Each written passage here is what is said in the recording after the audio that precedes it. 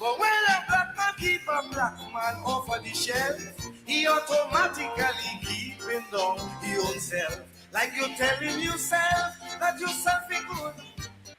Some even go as far as pulling down one another. Okay, this area is contestant number 3. This is Give Yourself a Chance. Winston Henry. It grieves me when a black sister or a brother ridiculously pulling down one another. The contents it may have the remarks we make, like if it's only Africans who does make mistakes. Some even go as far as to say that black people will never ever see the way. But when a black man keep a black man off of the shelf, he automatically keeping down his own self. Like you're telling yourself that yourself is good. Ask yourself if you're thinking the way you should. Read history of the bad days of slavery, where so much Africans was killed by Mussolini. Jack the Ripper and Hitler were not black men, but did they have one black man who was bad like them? So ridiculing yourself is just ignorance. Mr. Black Man, give your own self a chance. Give yourself a chance. Give yourself a chance. Because they go kick we out of the dance. Hey!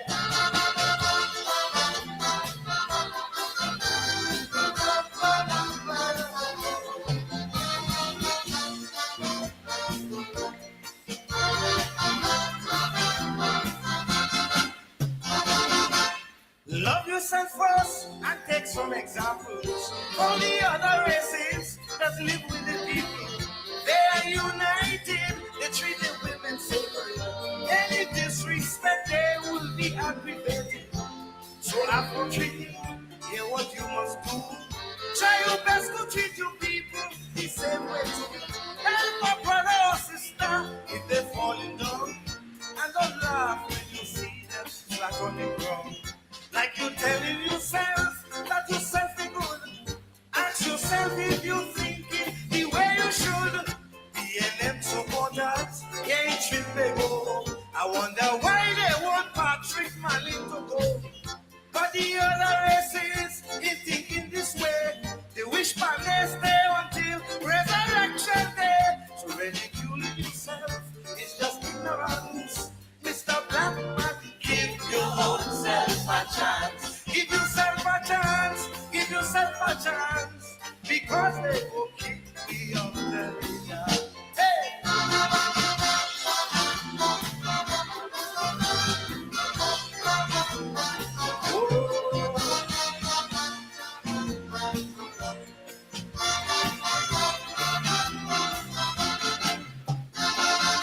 Those of you who have some form of education, impart your knowledge to help your brother man.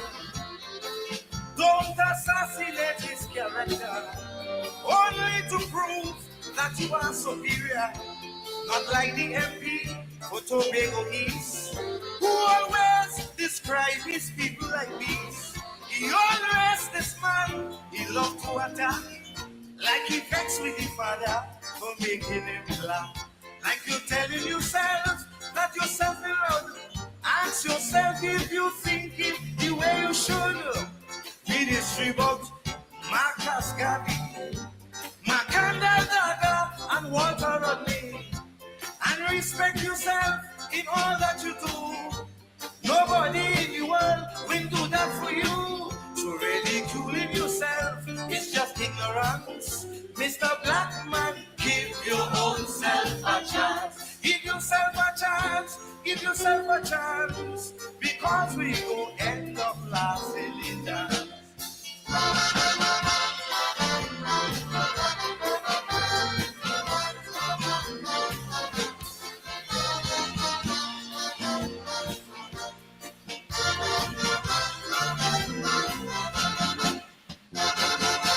Most people was enslaved through all history. Many face domination and treachery. It even happened here in the Caribbean. Caribs and Arawaks were enslaved to extinction. So we got to take example. If we want to progress as a people, Read history so we could unite and fuse and stop using slavery as an excuse. Stop telling yourself that yourself is good. Ask yourself if you're thinking the way you should. Just say women greeting in garbage. And the old black brothers, swines and savages. But why is he walking wrong, talking this rubbish? No Indian will say that about rubbish. So ridiculing yourself is just ignorance. Mr. Blackman, give your own self a chance. Look, try and learn fast. Don't try and learn fast. Because fast will put a kick in your ass. Help my brother or sister if they're falling down. And don't laugh when you see them flat on the ground. Like you're telling yourself that yourself is good. Ask yourself if you're thinking the way you should. BNM supporters, ain't they go. I wonder why they want Patrick Malley to go. But the other races ain't thinking this way. They wish man they stay until resurrection day. So ridiculing yourself is just ignorance. Mr. Blackman, give your own self a chance. Give yourself a chance. Give yourself a chance. Because they will kick me off the leader. Hey!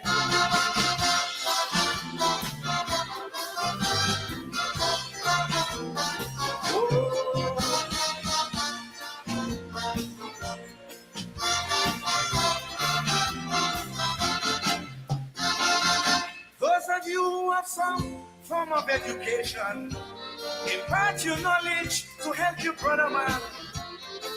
Don't assassinate his character, only to prove that you are superior. Not like the MP for Tobago East, who always describe his people like these. He always this man, he loved to attack, like he vexed with the father for making him laugh. Like you're telling yourself that yourself is loud. Ask yourself if you think it the way you should. Read history about Marcus Garvey, Macanda Daga, and Walter Rodney. And respect yourself in all that you do. Nobody in the world will do that for you. So ridiculing yourself is just ignorance. Mr. Blackman, give your own self a chance. Give yourself a chance. Give yourself a chance. Because we gon' end up lasting in that.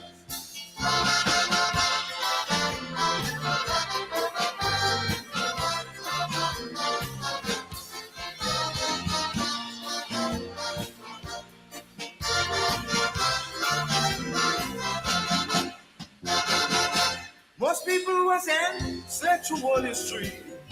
Many face domination and treachery. It even happened here in the Caribbean.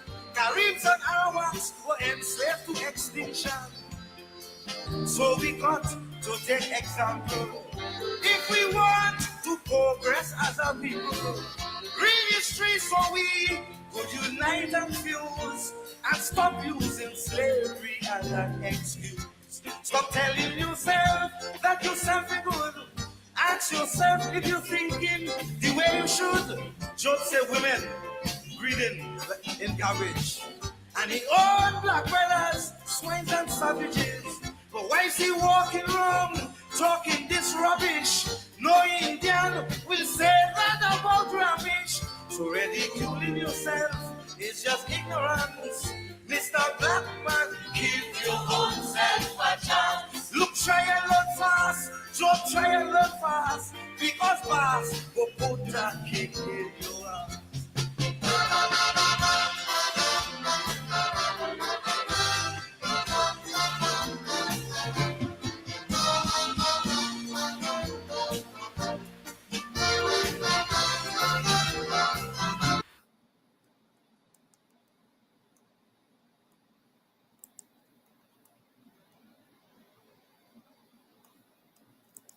Rollins the Crow, and he's going to be just as powerful with "They Look for That." One of the tunes that has been turning on people in the tents and creating a bit of a controversy throughout the season.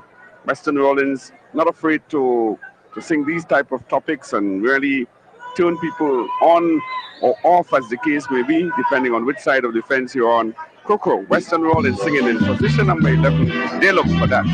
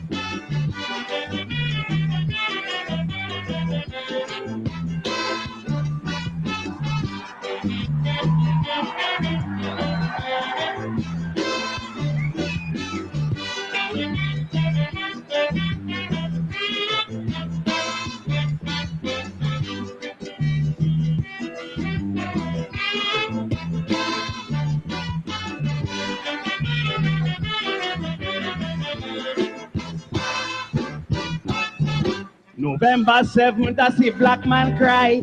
No blood still running from black people's eye. But I remember when a song rise, African rise. And I beg black man, please open your eyes. While I was singing and busting me liver string, black man asking me where Atlantic plays. Then they put their 14th finger on the shelf.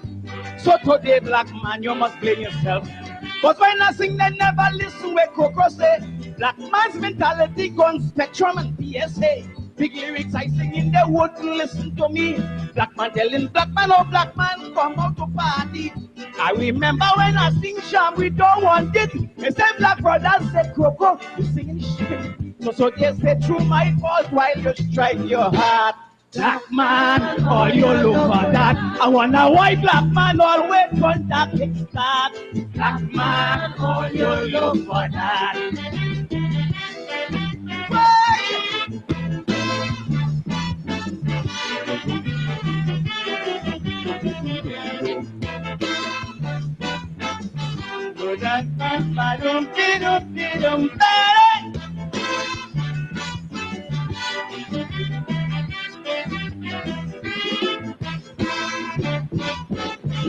A man on a charge for interfering. Black man, all you still go and vote for him. Black man, how on earth you could condone this? Your daughter might have to work in this man's office. Then imagine this sex silver-headed pest. 12 fingers under your daughter's dress. Me a saying that Patrick should have win, sir. But even Jim Baker would have been better. All the women who went begging the other day about this Mr. Way, all you have to say concerning this thing, all you're silent and talking peace.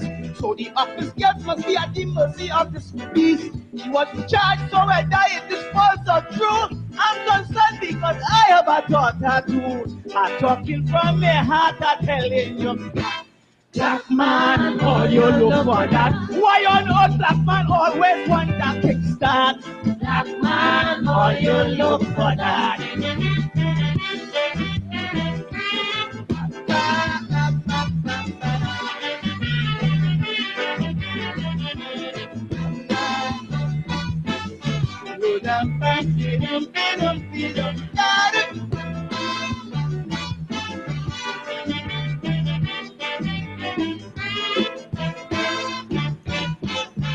Tobago, I was really annoyed with you, but I realized all you get too. Who would have believed both of them with a side with Pandey and give away Tobago's best holiday? Them two go and sit down on the wrong table and then look for the best for the old Tobago people. But all you cannot quarrel, all you cannot fret. That's what you ask for, that's the way you get. We still love Nelson and Calypso Rose. The world know we honestly recognize those. Why talk a great footballer with Aston Villa? We always show love and respect to that fella. But all you smile when Robbie married to Pandey. I hope all you understand where Satmarat say. If he thought I marry a black man, he drop ship black.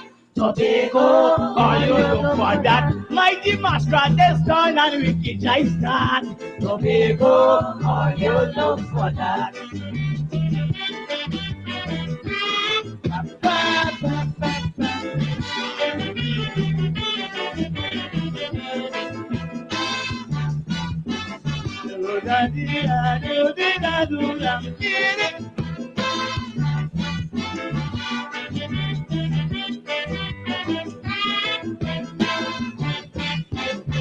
Remember slavery on the plantation.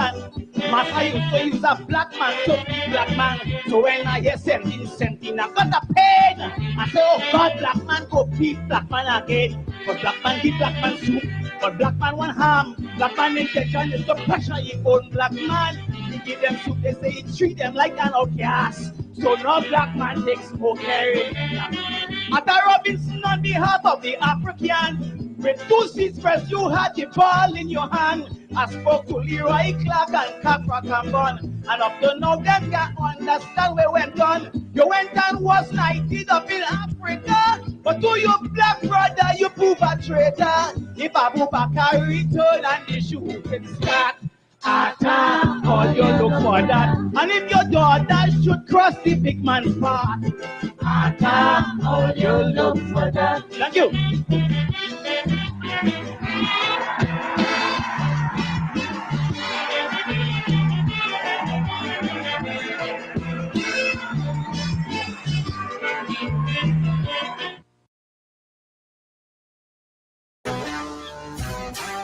All I'm saying, next time, bring the evidence. Black leaders, when they buy black in the WPA, the right that someone has, all of our rights exist in context. What's the context of a second medical opinion? Because you disrespected the process. No. Jesus, this is common sense, man.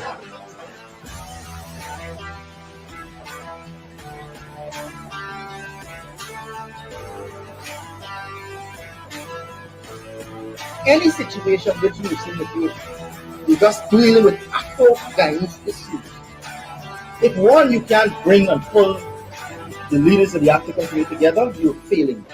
And if two, you can't put forward a future, a blueprint, a plan for African Guyanese, you're failing as well.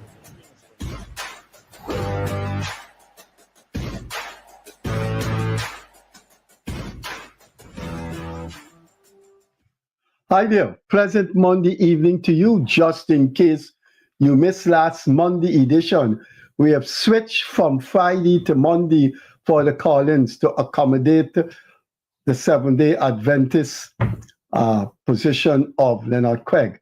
Seventh-day Adventist, in case you do not know, envelope that this country is African Guyanese versus an Indian government. Monday edition call-in. As you know, it was nomination day, and as you see from our description, we are talking about the abysmal, unadulterated, unmitigated, atrocious failure of the racism of David Hines.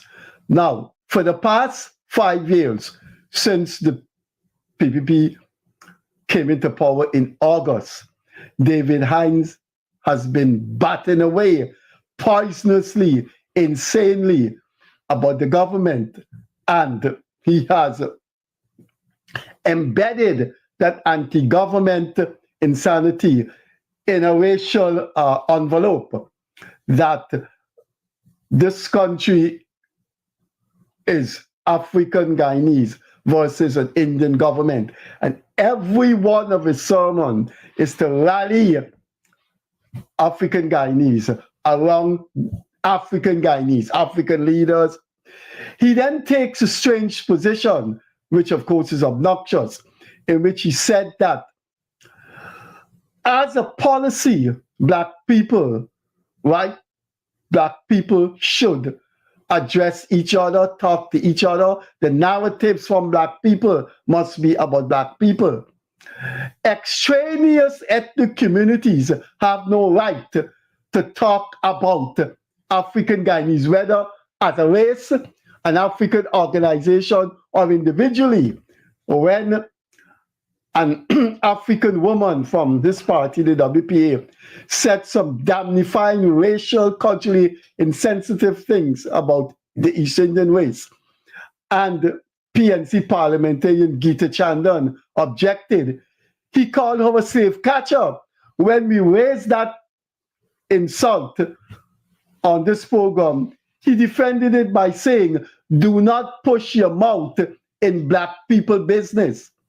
So what is David Hines telling Azzuddin Mohammed?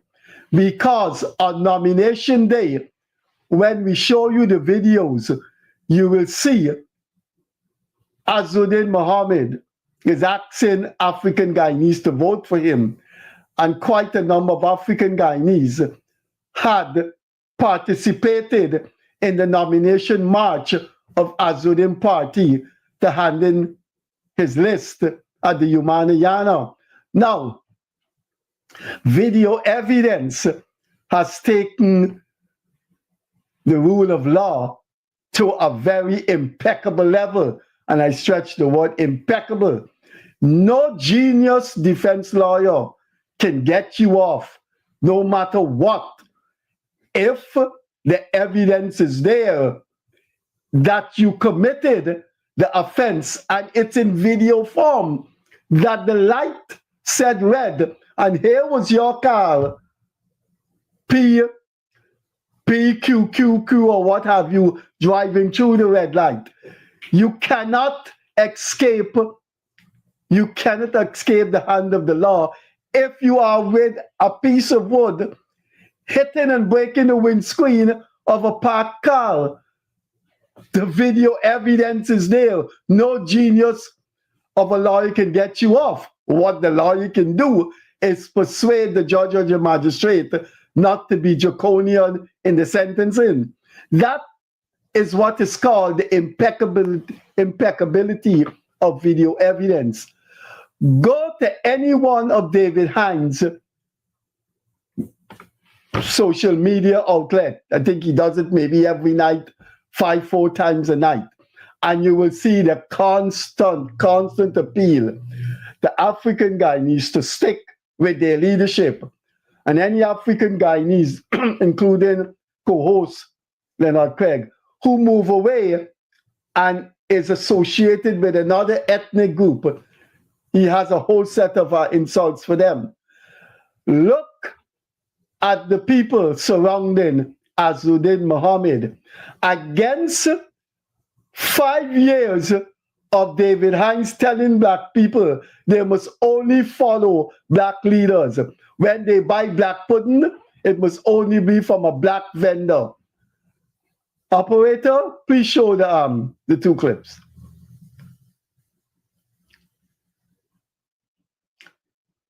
Look at those personalities. Take a very good look at those personalities.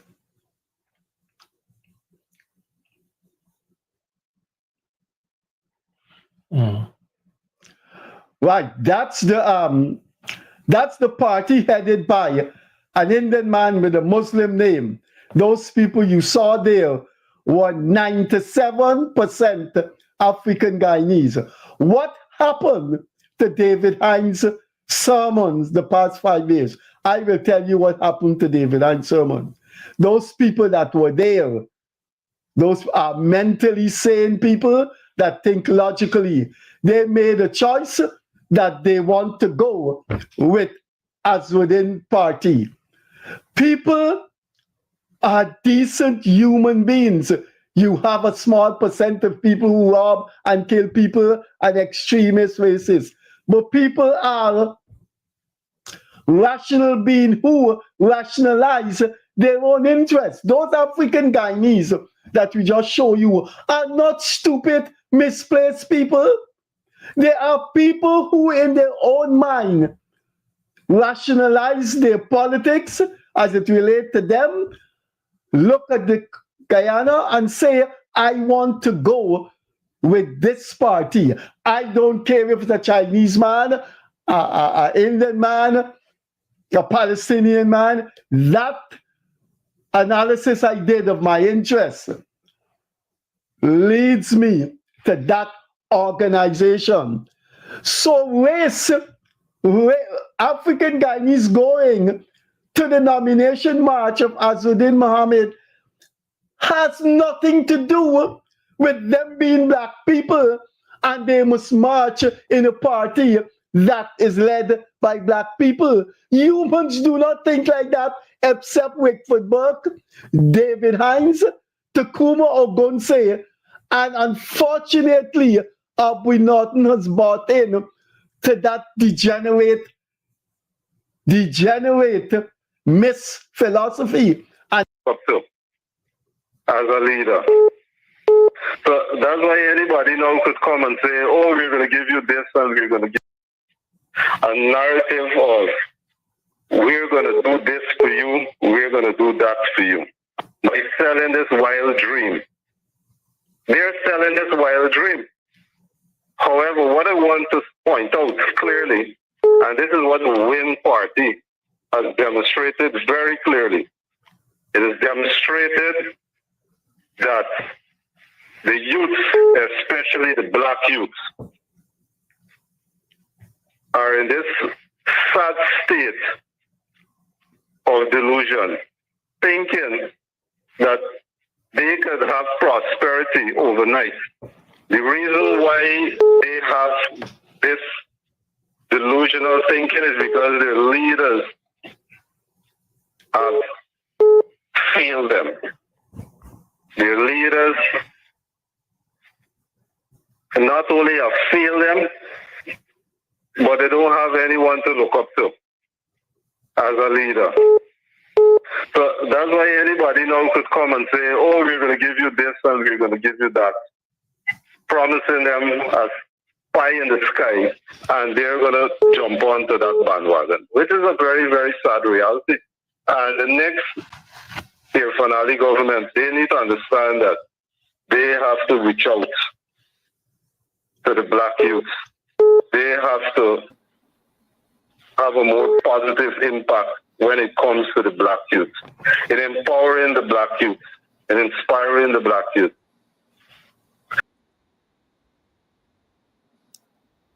Good evening. Good evening. Good evening, and welcome to Politics 101. Lots to unpack. Give yourself a chance, the mighty explainer. Give yourself a chance.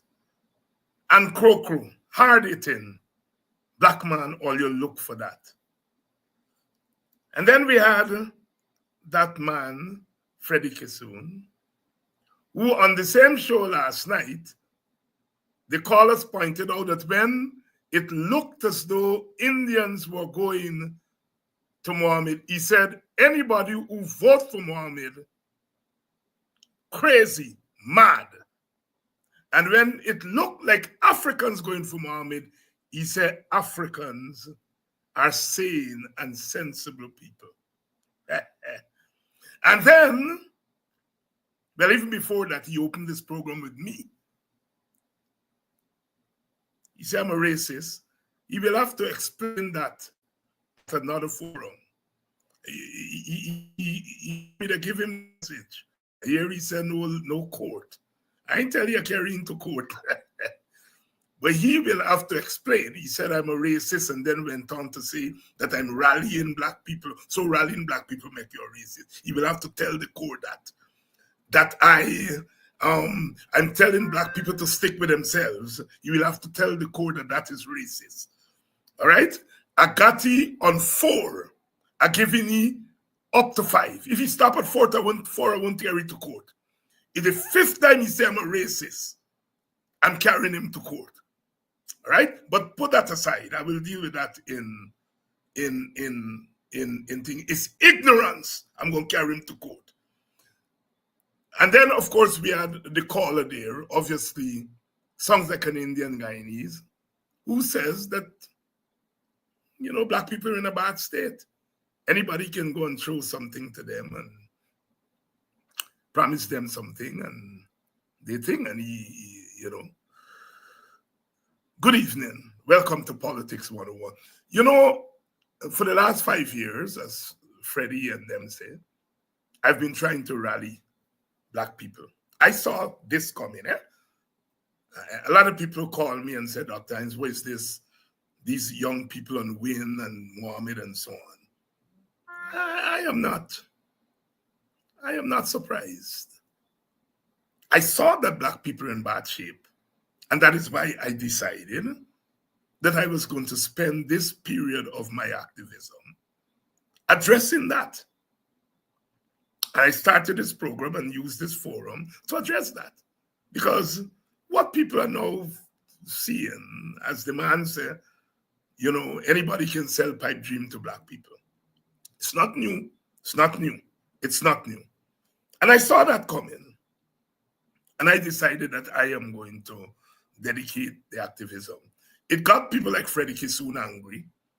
It got the PPP angry because they knew what I was doing.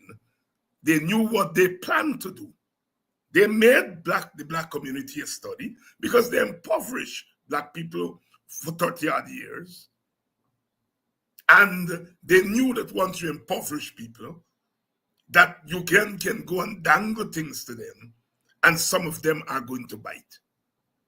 And so when I start to give black people consciousness, start to give black people culture, start to give black people confidence, and to believe that there's somebody, they saw me as number one enemy. And they said that I'm a racist. I heard it there. I know what racism is, and I know what racist is. But I peeped their card, and they peeped me card. Unfortunately, not many people on our side of the fence saw what was coming, or even if they saw what was coming, they didn't have the courage to do something about it. You see, you heard the names: Freddie Call, David Hines, Rickford Burke, Takumo Gunsi. We are the people who have the courage to recognize black people will be bought again, will be fair game to be bought again, and decide to fight back for it on it long before election. And so they are in glee to see young black people running behind Mohammed, because it does their job. Black people going to vote for Mohammed. Mohammed is not going to win the election. His vote coming from our side, and they are going to win the election. And so they still see me as enemy number one. Somebody stopped me today and said, Dr. Hines, if you and others had not been for the last 5 years hammering home to black people, love yourself. Love yourself. Don't allow yourself to be bought. We don't know what would have happened today.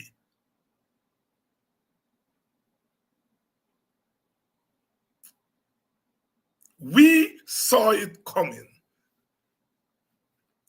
You don't impoverish black people or a people the way that the PPP has impoverished. It's a plan. They planned it well.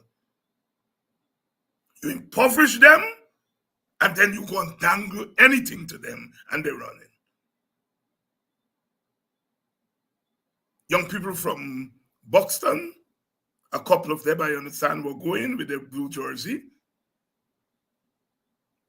And I heard other people from the village stop them and ask them, where they're going with the blue jersey. They said they hear Mohammed giving away 100,000. Don't worry, we vote there with the APNU, but they give you the jersey, and they say if you wear the jersey, you'll get 100,000.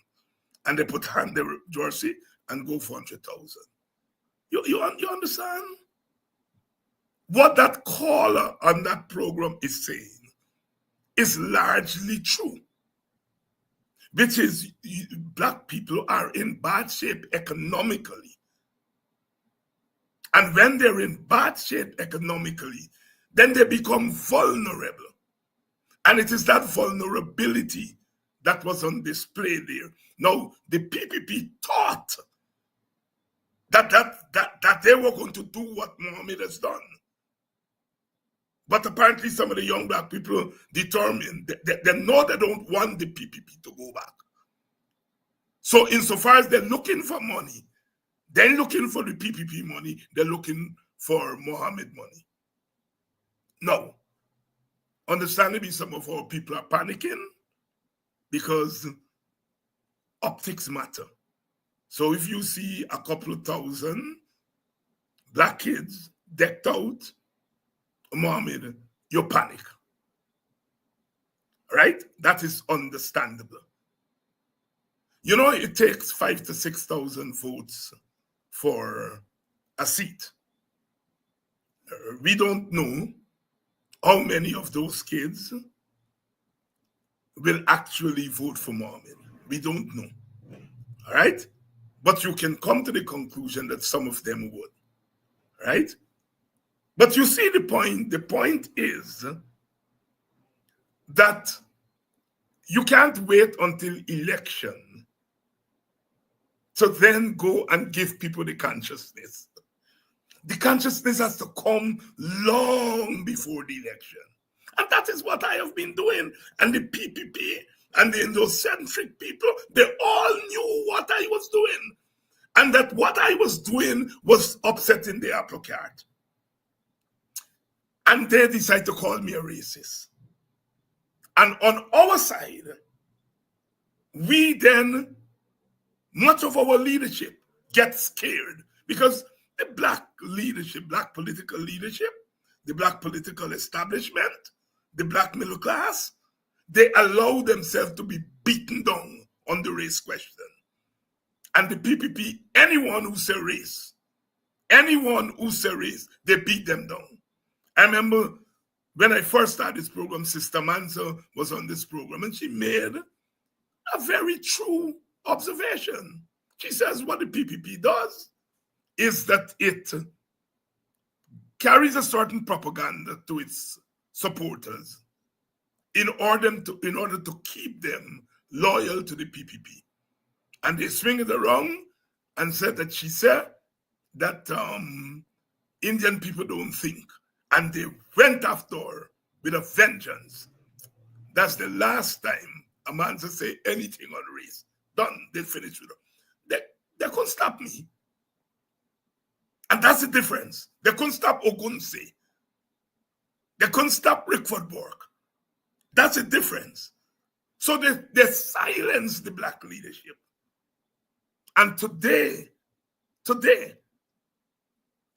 we see what happened. Rhonda was on a program, a platform, I think WP had a meeting in Boston, and she said something which was true. She said a lot of the people who came as indentured laborers came from the poorer sections of the inner city and so on. And they went after her, including some Indians on our side. I said nothing. Freddie gonna get beat on the mouth because I said nothing on that issue. Until Ravidev, months later, confirmed that the early waves of indentured laborers from India came from the slums. Rhonda was correct. But some of our Indian brothers and sisters on our side didn't know their history properly, and they put out a statement on Rhonda. I didn't say anything. I went after Gita not for that. I went after Gita. Gita put out a statement when Brother Ogunse was charged. And she condemned Brother Ogunse. And I said, you are turning this brother over to the PPP. And you're a slave catcher. Freddie can get beat on the mouth because he doesn't, although I sent him the evidence, he has a lot to answer to me, but that will thing.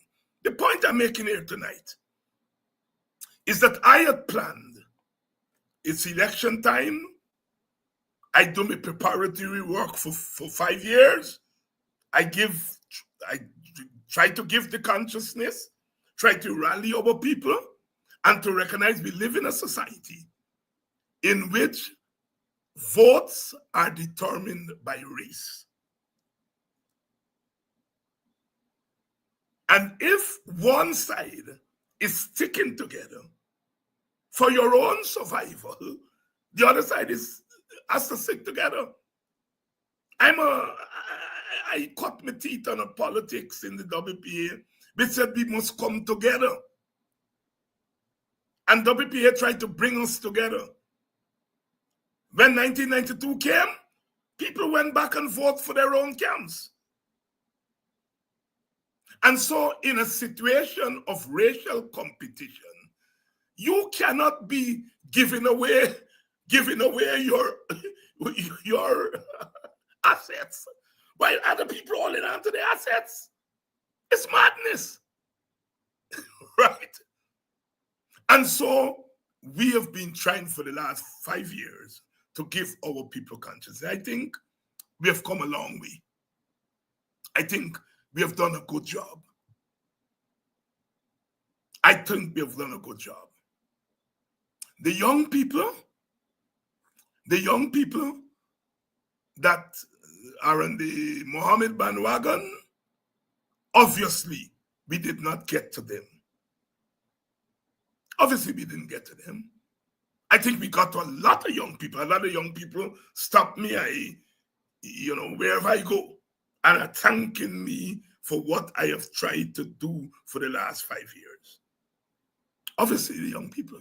You see, what the PPP has done, quite apart from starving Black people and impoverishing them, it has introduced this concept of individualism and materialism. And it has targeted the poor Blacks, the inner city Blacks, Linden, Georgetown, some of our villages. So this mixture of individualism and materialism, along with starving them of jobs, of wealth, of money. When you put those things together, that's what you're seeing there with Mohammed. And I don't think the Black leaders have failed them. The Black leaders are too timid. You see, when you are trying to rally your people, you have to expect that those who benefit from your people being lost will come after you. Marcus Messiah Garvey, the greatest Black leader of the 20th century, recognized that early. He left Jamaica. He went around Latin America. He saw what Black people were going through there. He went back to Jamaica.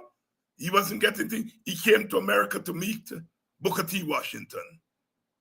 When he got there, Booker T. Washington had died. He stayed. And he organized Black people in America around some simple concept. Black self-love. Love yourself. Self-love. Self-reliance. Rely on your own resources. He started Black businesses, Black laundromat, Black this, Black that, a Black church, Black theater, Black self-reliance, Black self-love.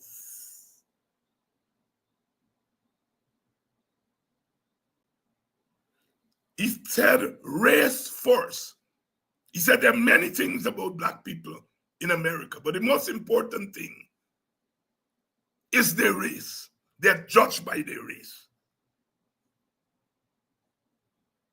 Earlier in the century, about 10 years before, W.E.B. Du Bois said the 20th century would be the century of the color line.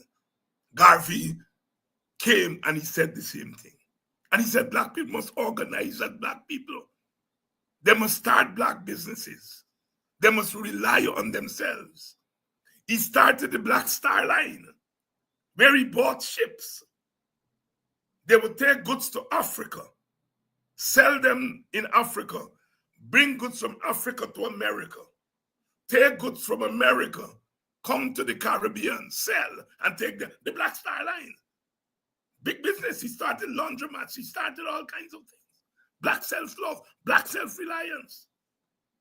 And of course, the people who then benefited from the fact that black people do not rely on themselves, do not organize among themselves, they throw him in jail for mail fraud.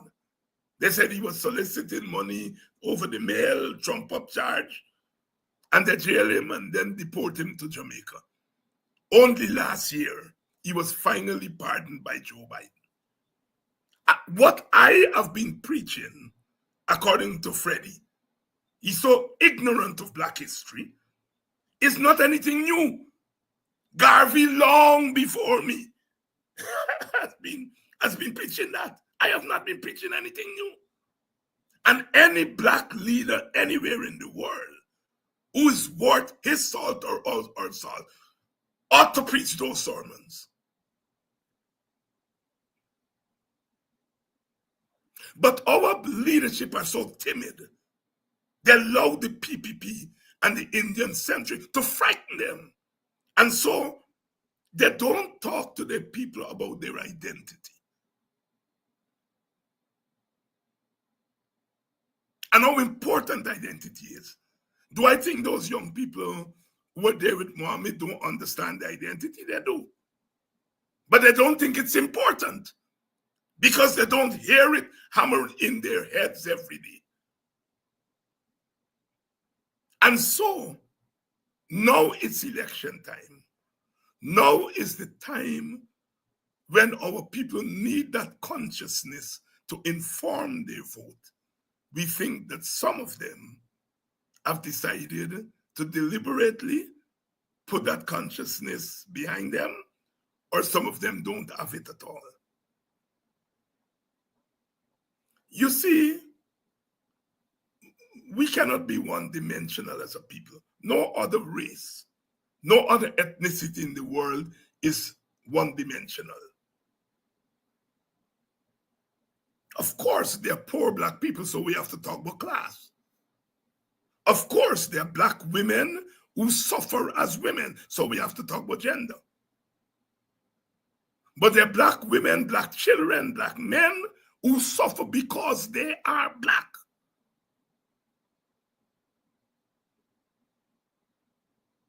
Adriana was murdered, not because she was a child. She was murdered because she's a black child. Because it's easy to murder black children and get away with it. Because when you murder black children, you go to the parents and you give them a little money and quiet the story. Everybody knows that. So, Adriana was murdered.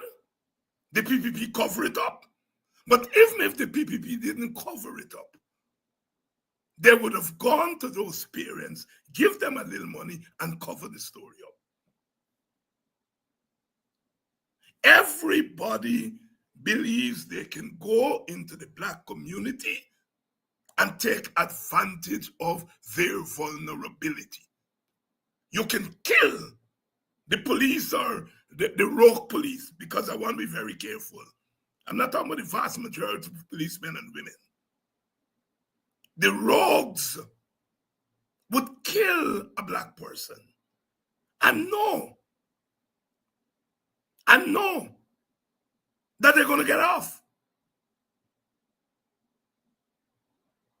This one here, who get it 25 years, He only get that because his election, they make you a sacrificial lamb. If they get back in power, they're going to find a way for he come out of jail. He won't serve no 25 years. Once they get back in power, he's not serving 25 years. So, all these people know that black people are vulnerable. The callers were abusing Freddie Kissoon there. And they say only last week you're telling people that if they vote for Mohammed, they're crazy. But now you see black people. You don't see Indian kids. You see black kids and you say they're sensible. So, brothers and sisters, I have to say, we are justified in recognizing where our people are and recognizing that you cannot divorce politics from culture. Garvey understood that. Garvey was very clear. He said, when I look in the mirror, they say that God made man in his own image. He said, when I look in the mirror, I see a black man. So God has to be black. He didn't think, he didn't go wrong with too much niceties and reason and all those things. Black love, self-love, love yourself. If you don't love yourself, who's going to love you? If you don't love yourself, how you can love other people? Black self-reliance. If you live in a community and you're taking your money out of your community go and biting somewhere else, how are you going to develop your community economically? You go out of your community to buy what your community does not produce. Garveyism. Your community produces something. You buy it there. What it does not produce, you go outside and buy. You trade. That's trade. But Economics 101 says that you first of all produce for yourself and then you sell the excess. Trade. And what you don't produce, you buy from outside. I am not telling black people don't buy from Indians. I buy from Indians. What I'm saying to black people is that if something is selling in your community, even if it is a $20 more in the next community, buy it in your community. Because the gas you will burn to go to the other community is going to be more than $20. And when you spend it in your community, that money turns over one time, because when you buy greens from the greens lady, that same money, she can go to the hairdresser and spend the money for the hairdresser. And the hairdresser, when she got that money, she will go and buy she grocery. So the money, your $100, $200, $2,000 is turning over in your community.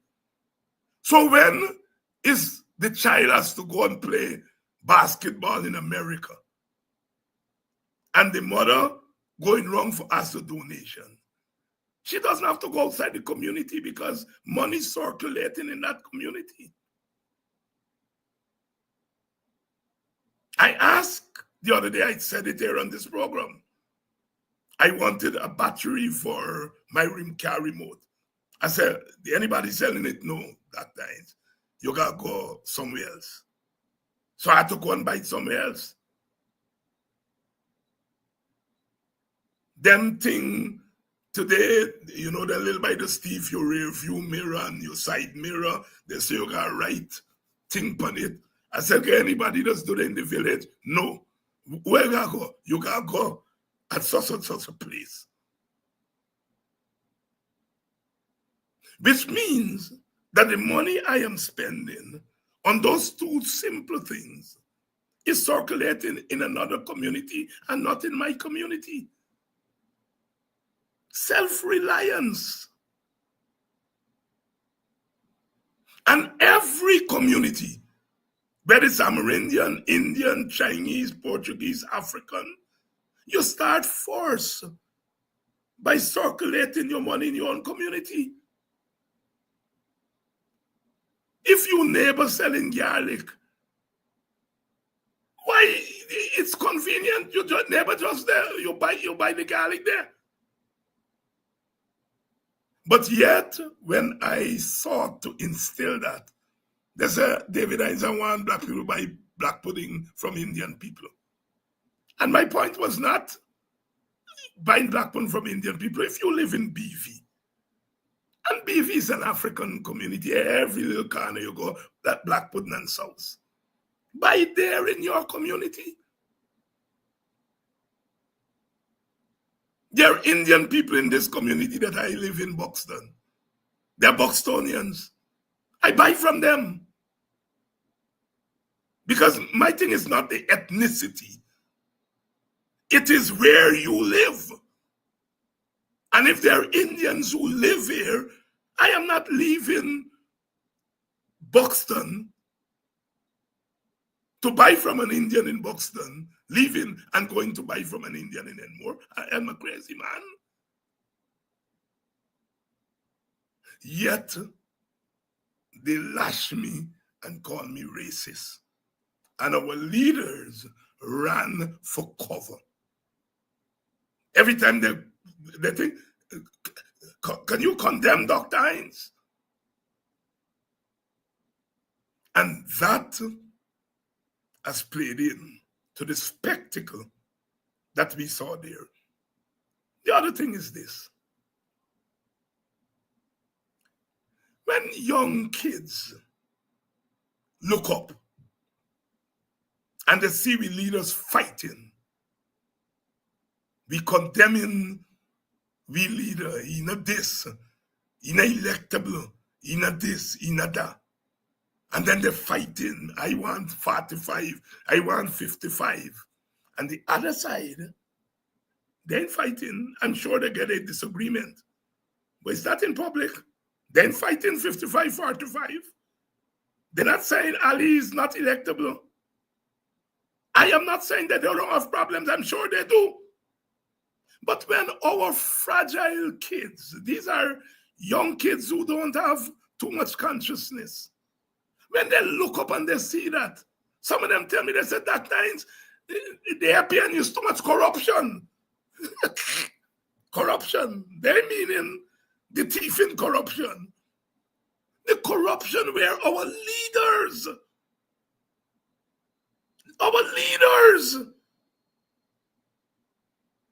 fighting each other in public. Can't even agree on a thing. You got 7 parties. Well, don't worry, Horizon. So it's really 6 parties. 4 of them is African. 4 of them is African. African base. No matter what I tell you. 4 of them is African base. APNU, AFC, Forward Guyana, and Assembly. 4 black party. And you got 2 Indian-led party.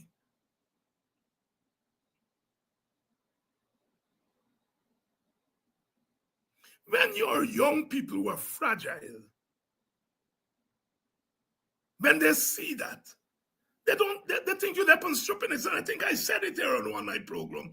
APNU leaders on stupidness. If you are thinking about your base and that your base is fragile, there's certain example you want to set to them. A certain example. So the combination of the lack of cultural consciousness compiled with the lack of political consciousness combined with the fighting up. Are you surprised that some of our young people bust we have?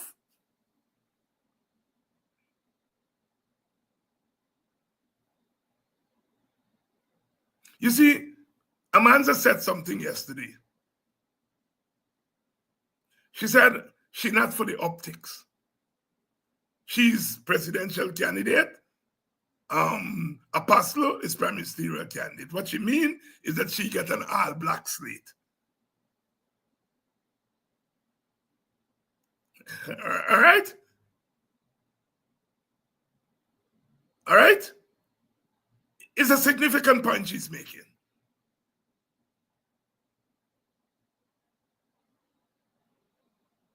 My point is that when we divide up ourselves like that, in a situation where your opponents, because in ethnic societies, these groups measure themselves against each other. That fool, Freddie Kissoon, saying that I says black versus Indian. Black versus Indian been before me born. It is the reality. I didn't have to ordain that our struggling Guyana is Africans versus Indian. That's a reality.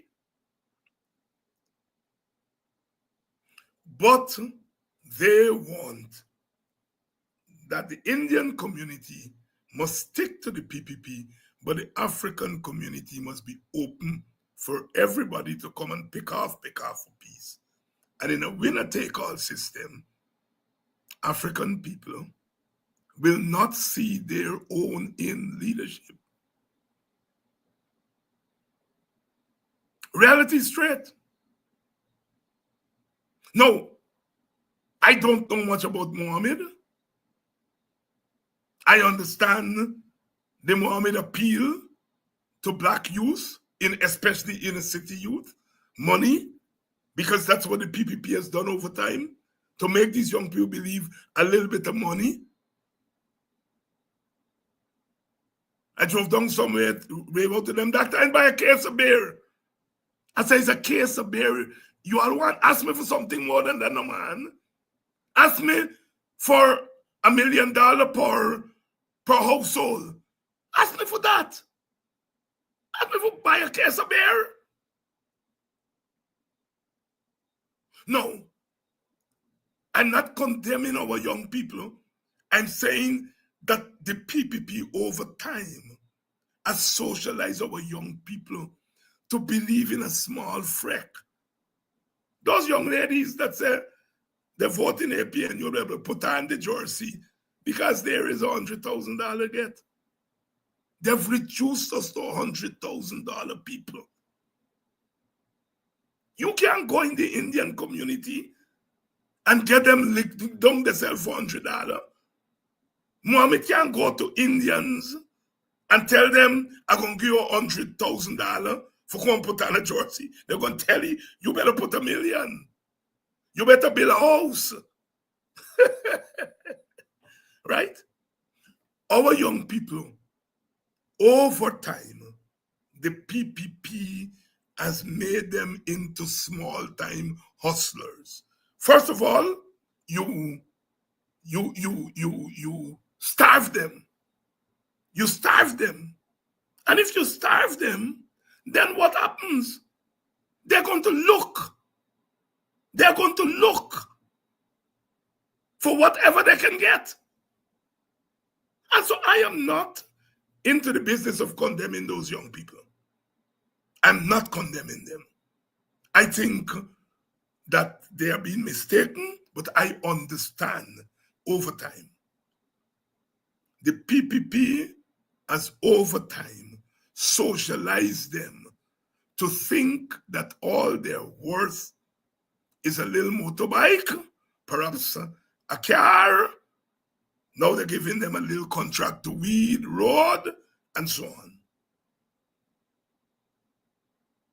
And our leaders, sometimes very recklessly, all of us do it, I don't do it as much.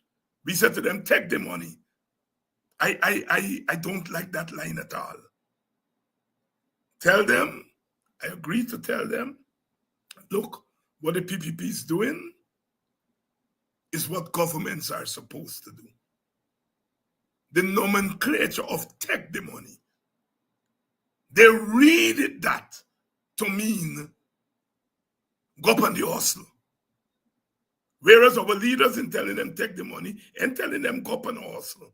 What we are telling them is that the money the PPP is giving is not their money. It's your entitlement. But once you tell them take the money, then they read that to mean go on a hustle. So I want to make it very clear. I would, when I look at those pictures of those young Africans running behind Mohammed, clearly they're not thinking race. Clearly they're not thinking removal of PPP. What they're thinking is their own self-interest, that they're prepared to sell their votes. They're prepared to sell it. That's what they're doing. I think they have some degree of racial consciousness. They know that they're suffering because they're black people. They know that. They know that. I think generally they know that. But they don't think that that is premium right now. What is premium is that they're hungry, they don't have money, in a world where materialism is being floated at them, and so they take what they get.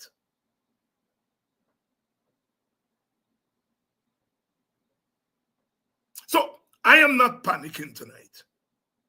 I'm not panicking, and I want to say to our people, do not panic.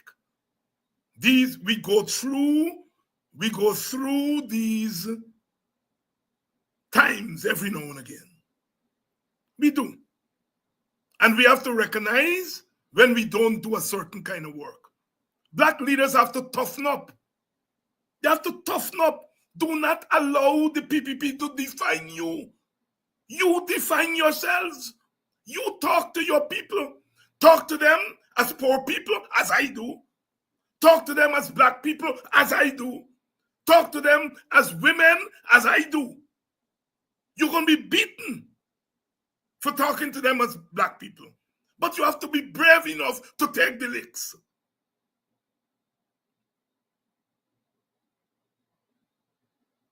I had said, look, I do me heavy lifting. Now is election, you got to come vote.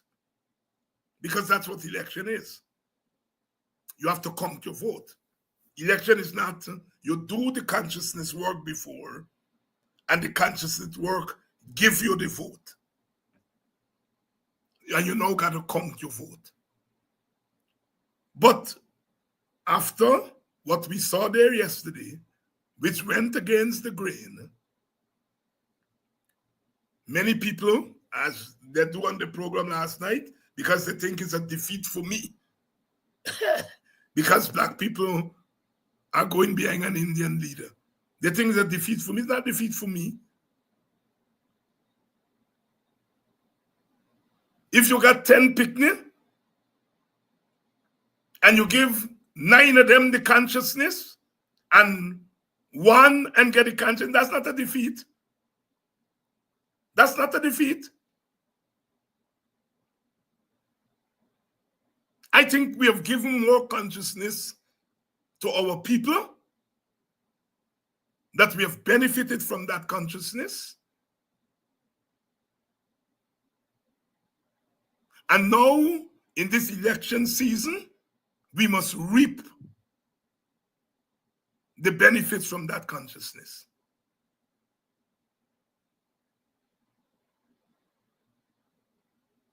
We must reap the benefits from that consciousness. I want to address something because I want to be open.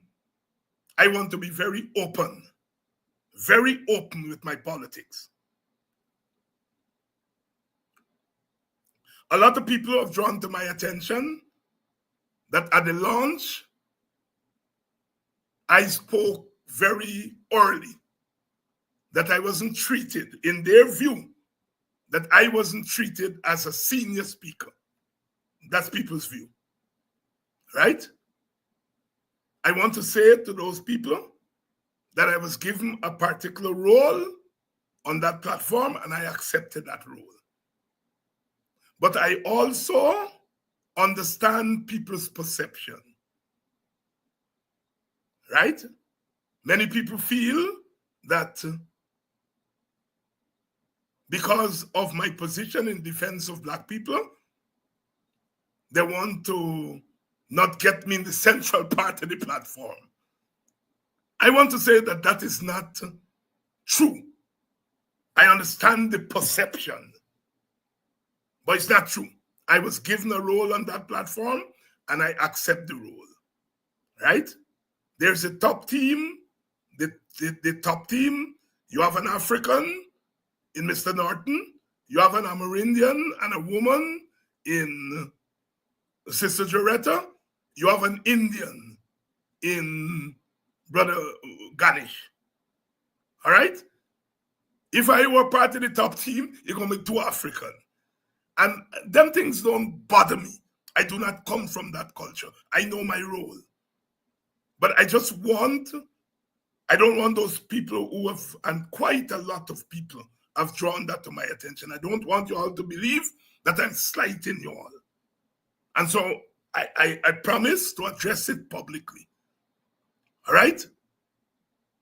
We have to have balance at the top. I don't have a problem with people of the 3 main ethnicities. They're at the top. 1 Indian, 1 Amerindian, 1 African. I'm happy with that. I'm happy with that. All right? So, but I'm glad. I'm glad that people are sensitive to those things. After all, like I said, for the last 5 years, we have sought to socialize our people to be sensitive. And some people feel that I'm being sidelined on the platform. As I said, that is not my understanding.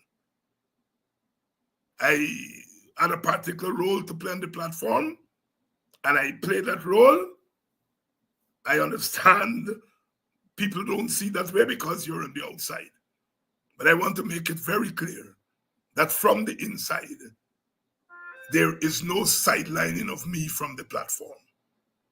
All right? But I recognize that our people are vigilant.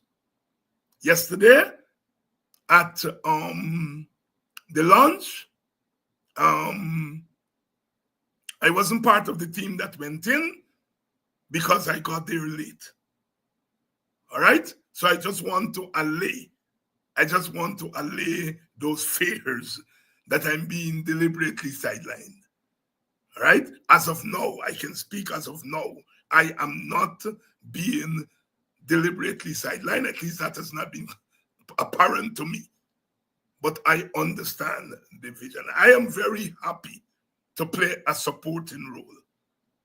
As I said on the platform at the launch, that I am very happy to serve under the leadership of the 3-person team at the top, right? I don't have those issues.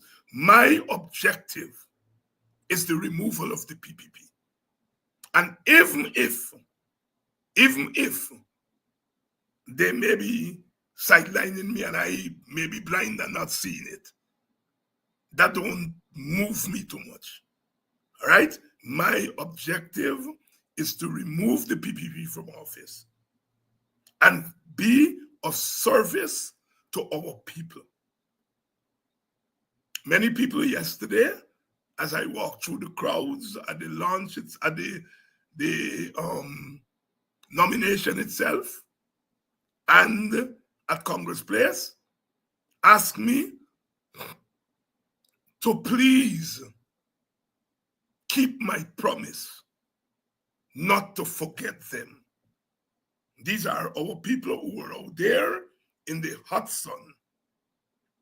And the vast majority of them ask me to keep my promise. It's a promise that I made at the public launch, I made that promise not to forget our people, because many people felt we forgot them the last time we were in government. And to some extent, that was true. And this time around, I have presented myself as the vanguard in trying to ensure that that does not happen this time around. I don't want our politics to be all kind of big secrecy, and so I'm addressing these issues publicly. I'm addressing these issues publicly. All right? I think we had a good launch. We had a good, excellent launch, an excellent nomination show, and now it's time for the road. As I said, my party is committed to the coalition. We are the only group in Thing That Mattered that stayed firm. We never consider jumping ship. We never went public with our demands, when not demands, our requests to the coalition of what role we will play.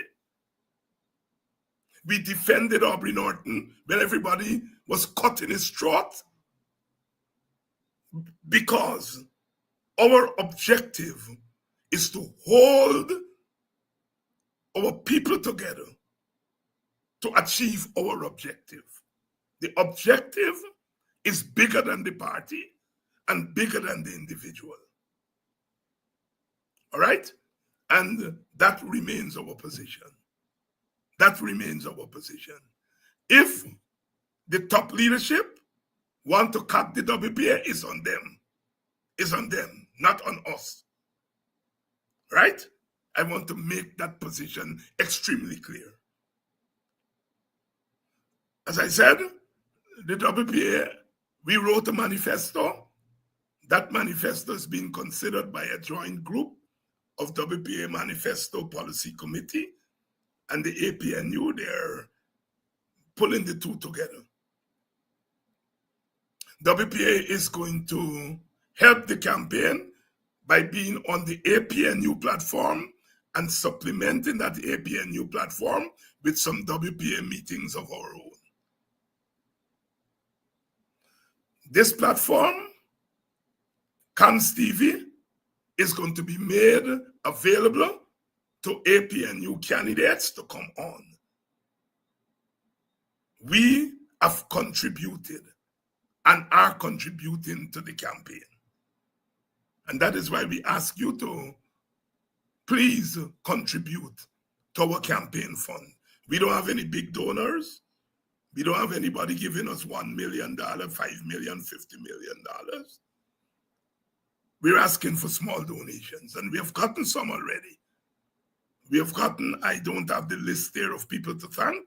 As you know, I usually thank people by their first name, but the donations have been coming in, small donations. We're asking all of you to please donate to our campaign, all right? Because to do the work that we intend to do, it costs. So please donate. The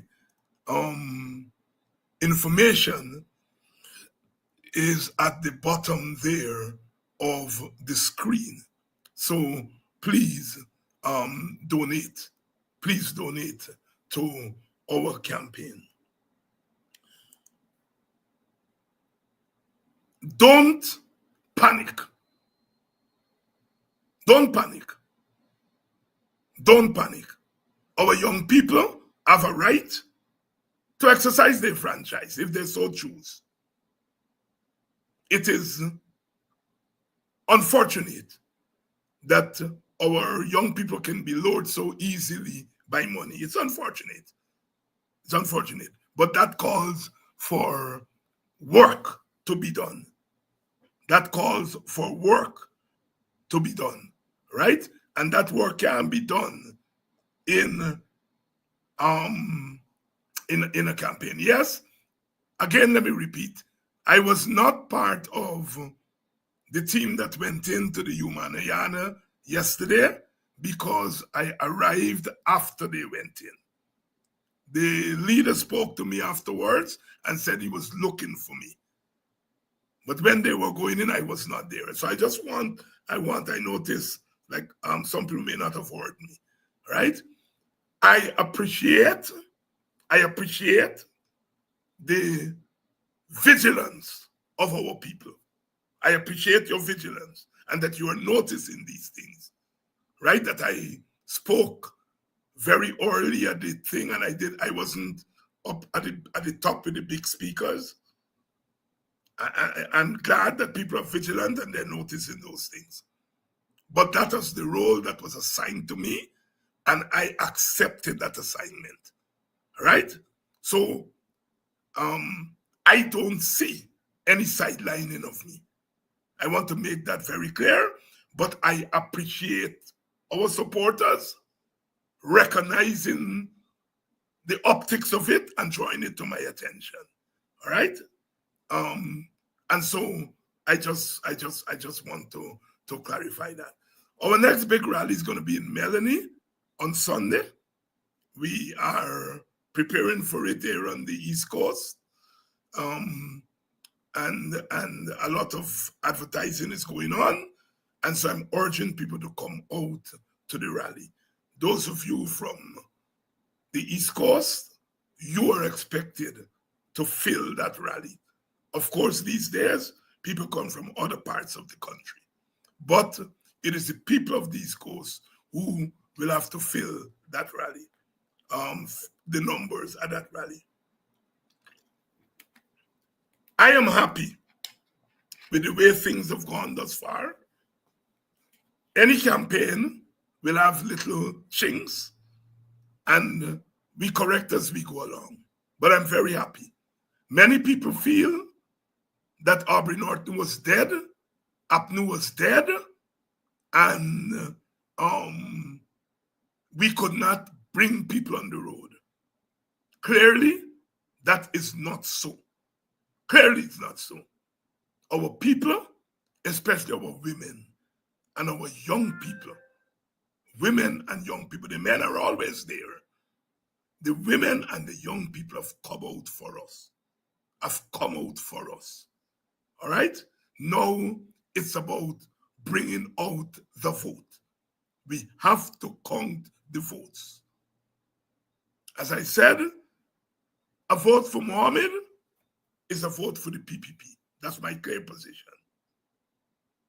Young people who are hearing me, if you're convinced by my argument, fine.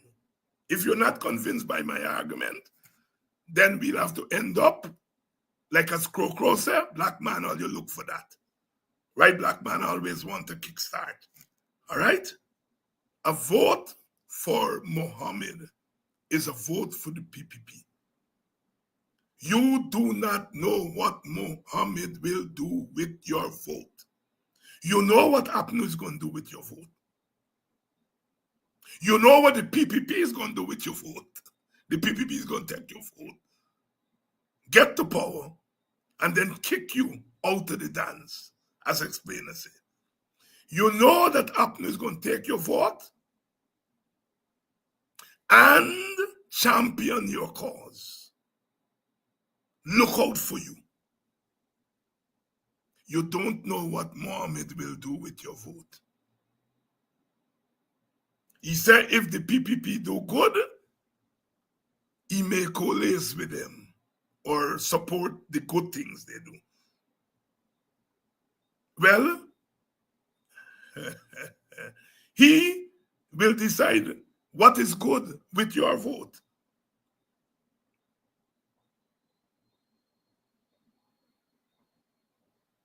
A vote for Mohammed from where I sit is a vote for the PPP.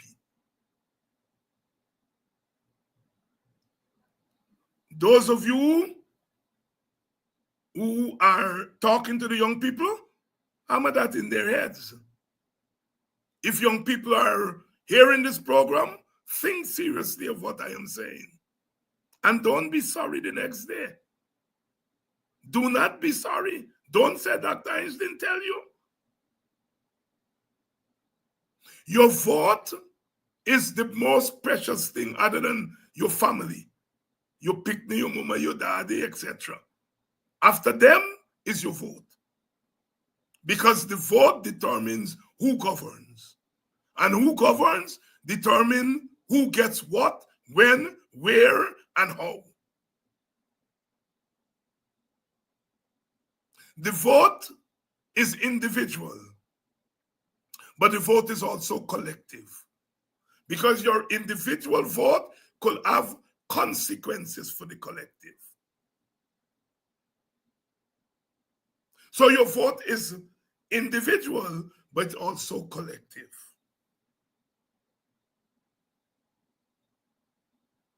Do not waste your vote at this crucial moment. Do not waste it. Do not waste it. All right? So, sisters and brothers, that's my position. I am not condemning those young people, and I encourage you not to do so. Don't condemn them. Hold their hands. If you can talk to them, but don't condemn them. Because they have gotten to that place because of a systemic and institutionalized form of marginalization by the PPP. A 22-year-old was born in 2003. That 22-year-old don't know about the phantom.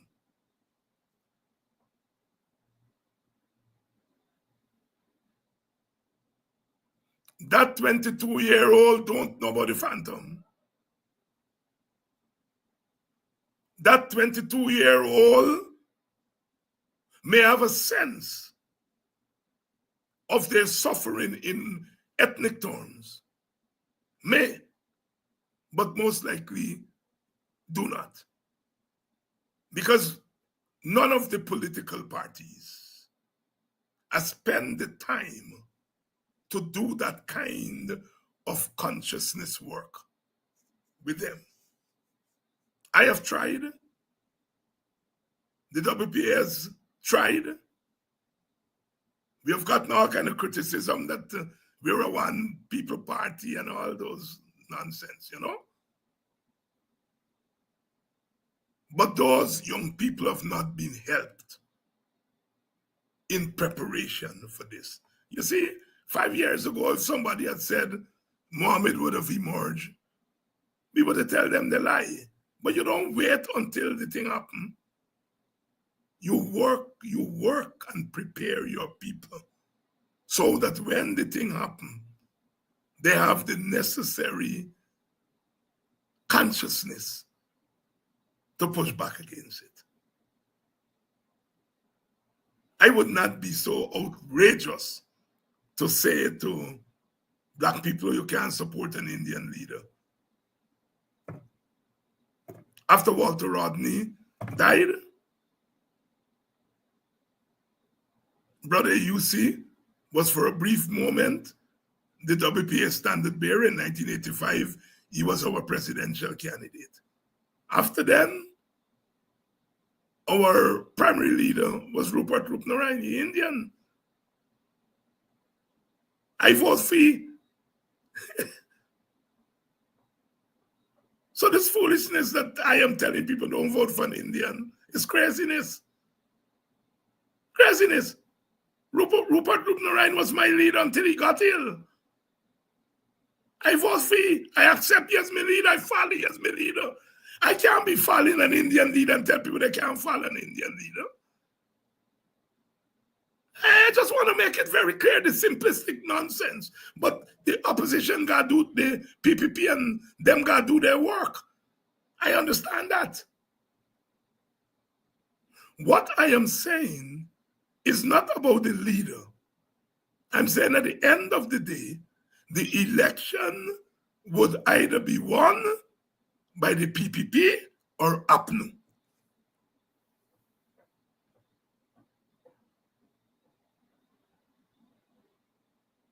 the elections would either be won by the PPP or APNU, APNU. And if the supporters, the traditional base, I'm quoting Jack Dio, at his press conference, he said, our traditional base, Indian Guyanese, he said it. And I'm saying our traditional base, Afro-Guyanese. I'm matching Jack Dio. Right? If, and Jack Dio make it very clear, he said, our traditional base not going nowhere. They're not going. If there's a 95% of Mohammed crowd there yesterday was black people. And let me say all the rest were Indians, is 5% Indians. We don't know whether Indians will vote for Mohammed. They have not demonstrated that. All right? It takes about 5,000, 6,000 votes to get a seat. And we don't know if Mohammed gets 5,000 or 6,000 Indian, then show the face. And so our young people who are rooting for Mohammed, the question to them is, are they trying to get rid of the PPP? And if you're trying to get rid of the PPP, Mohammed is not your man. Not your man. Pure and simple. If your objective is something else, maybe he's your man. But if your objective is to get rid of the PPP and have a government that is responsible, that is going to look after your interests, Mohammed is not your man. It's unfortunate some of our people think that if you show up with Mohammed thing, you're going to get money, and if Mohammed gets into government, he's going to share money left, right, and center. When Mohammed gets into government, this government money, he can be handling, not your own money. And like all governments, he ain't going to throw it and hear you. He will not throw it and give you. So we have to talk our young people through these things. All right? Don't all on them. Don't please. Don't all on them. Work with them because they're where they are, largely because the PPP systematically for 32 years pushed them there. And partly because our leaders do not recognize that you have to nurse and nurture your base. Which means you can't always avoid race. I'm not saying that you must talk race all the time, because you have other problems other than racial problems. You have gender problems, you have class problems, you have country versus tongue problems. But Orrin Boston was shot not because he was a man, he was shot because he was African. Adriana was murdered not because she's a child, but because she's a black child. And it's easy to kill a black child and get away with it, as the killer of Adriana is running loose. I guarantee you, if that were an Indian child, this government, the PPP government, would have ensured that the killer is behind bars. But if it's an Amerindian child, if it's a black child, the PPP does not feel it's their responsibility. And our leaders have to call a spade a spade. Quinton Bacchus would not, he was not murdered just because he was a little boy. He was an African boy, African young man.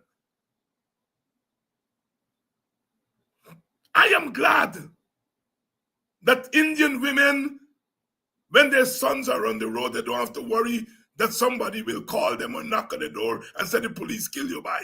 I am glad about that. But when African mothers are home and the little boy dried up on the road, they live with that constant fear that somebody will call, somebody will knock on it and say, your son gets shot. That's a reality. Amerindians suffer probably the most economically in this country. They're the poorest. But Amerindian mothers don't have to worry about that part. They don't have to worry that their child will be killed willy-nilly by rogue policemen. That is the reality. And if I can say it, other black leaders, get off your rear and say it and stop it.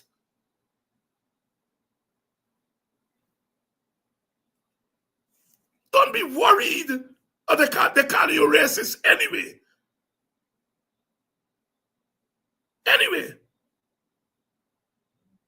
And our leaders have to toughen up. Toughen up. All right? So, we have said, excuse me, we have said a lot tonight. And I think we have covered a lot of bases. Let us go out and win this election. Let us recognize that we cannot panic. We have to believe, as I believe, that we can win this election. I think the numbers, we'll have to count the numbers. And don't forget, the elections are still not, there's no guarantee that the elections are free and fair.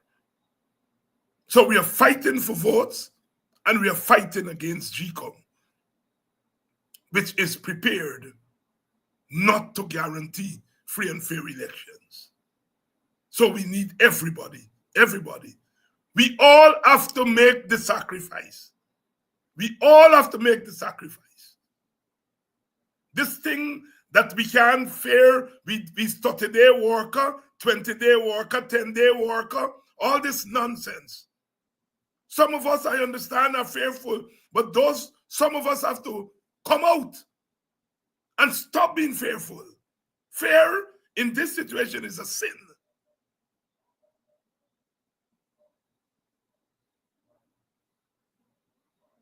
So, onward to September 4th.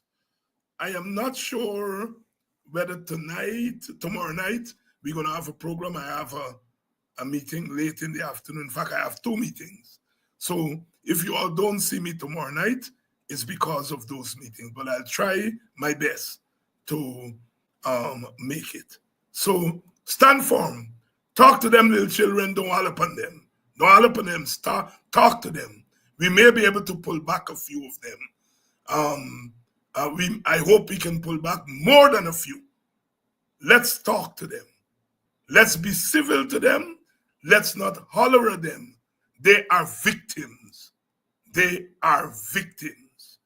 They are victims. So let's bear that in mind. They are our children, and let us not throw them to the wolves.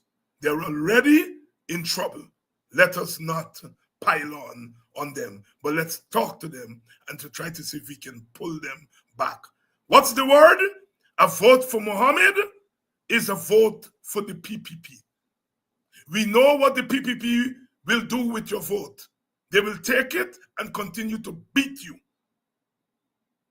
We know what APNU will do with your vote. They will not beat you with it. They are most likely, of all the parties, they are most likely to do something for you. So even if you're cynical about politics, the PPP will take your votes and beat you tomorrow after the election. The APNU, you are certain they will not beat you. They will not kill your children. They will not deny public servants their wages. They will not give public servants 8%. They will not refuse to deduct teachers' union dues. You know what the APNU will not do. And of all the parties, they are most likely to do good by you, especially if somebody like myself is in there, because I'm going to create ruckus if they turn their back on you all. Take my word for it. All right?